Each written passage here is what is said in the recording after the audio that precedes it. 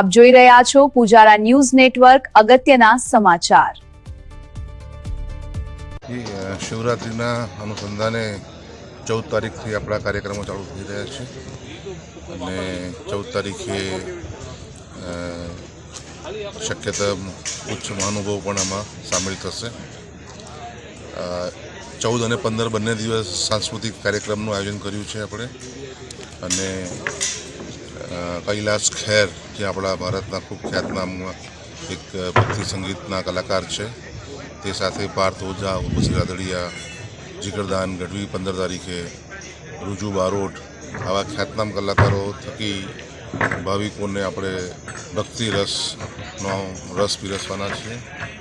આ ઉપરાંત મંદિરમાં પણ આપણી અપેક્ષા છે કે લગભગ 4 થી 5 લાખ શ્રદ્ધાળુઓ સોમનાથ દાદાના દર્શન માટે આવશે, તો એના માટે પણ પોલીસ સાથે સંકલન કરીને જે ફિસ્કિંગ ચેનલ્સ છે એ આપણે વધારી છે અને યાત્રાળુઓને લાંબો સમય સુધી લાઈનમાં ના ઊભા રહેવું પડે તેવો તંત્ર દ્વારા પોલીસ પ્રશાસન અને મંદિર પ્રશાસન સાથે રહીને પ્રયત્ન કરવામાં આવેલો છે।